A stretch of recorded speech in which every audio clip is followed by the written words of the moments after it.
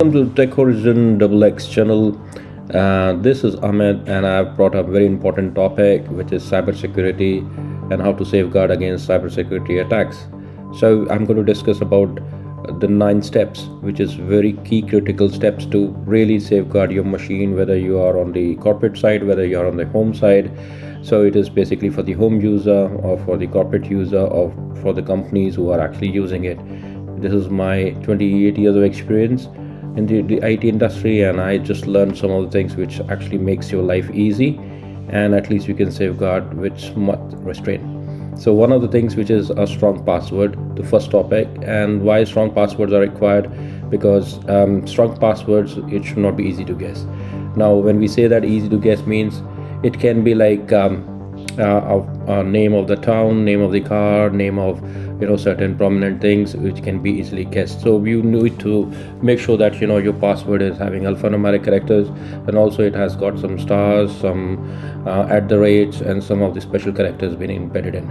Very, very critical, and it should not be very short. It should be long enough so that it is not easily remembered.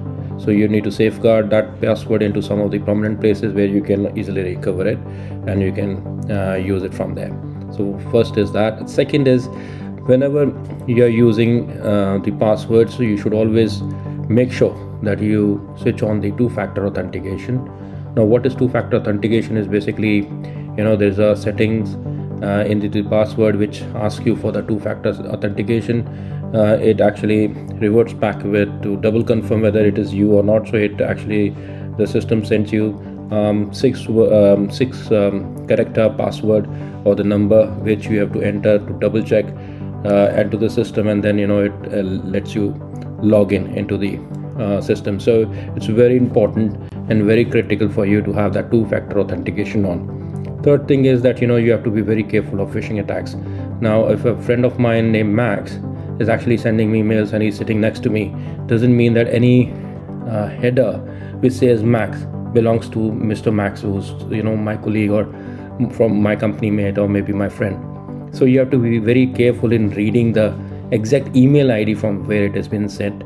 Most of the cases it is just the friend name whom you are daily interacting, and with that normally you read the mail, and the moment you read the mail, the entire script is downloaded to your system, and then everything is corrupted, means everything is bypassed into your laptop or into your system. So you have to be very, very careful into those kind of phishing mails.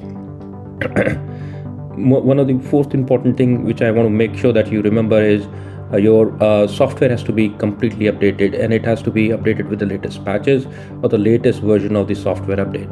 Now why? Because the software applications also, they are making sure that the latest viruses, latest anti-malware functions, and everything has to be taken care of into the latest patches. So it has to be must for everybody, whether it is in the corporate or in the home, have to use the latest patches, latest operating system patches, latest apps patches, so that to make sure that you are not getting affected by cyber attacks. One of the critical things which I've seen in my recent times is like it is very easy to log in, hook into the public Wi-Fi, which is free, and everybody looks onto the free Wi-Fi, and it is the most unsecure place.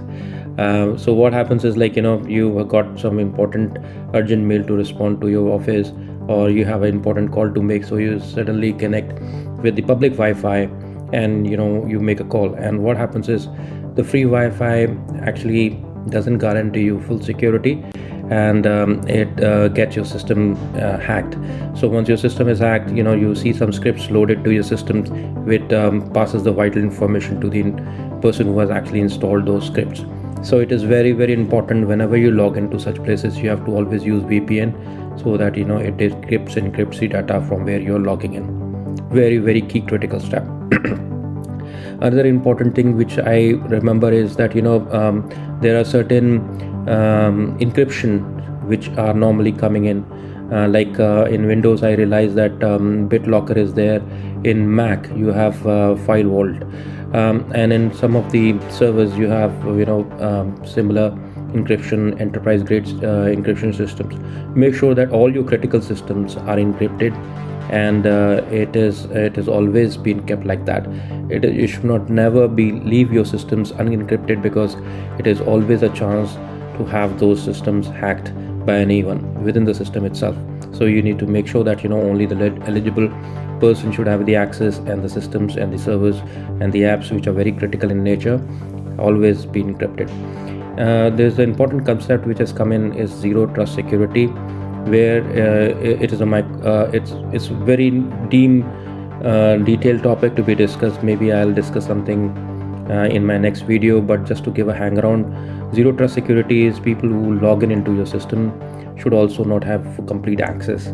So see, always we take care of the firewalls, we always take care of the other network switching, layering, security, etc. But we never thought that the companies who are actually, if the hacker is inside the system, what will happen. Now for that, zero trust security is there, where you have to give a privilege access. Even the privilege access has to be controlled in a way that only certain actions to be provided to those privilege access users also. So it is much more than that, but as I said, like, we'll discuss into the next video, but it has to be certainly thought about, the zero trust security. And always back up your data. Why? Because backup gives you kind of relief.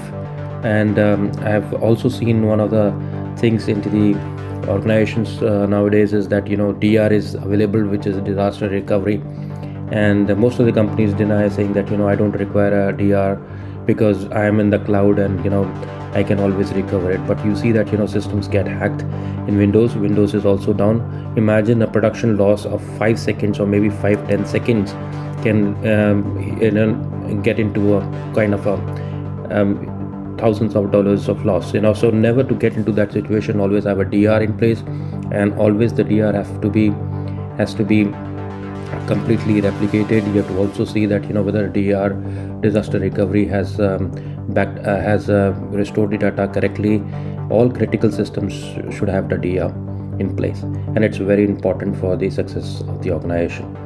And in last but not the least, the social media. Now we always keep our pictures, the sons or daughters' birthdays, and other very open life of us into the social media, which makes hackers very easy to take care of those details and do what they want to do.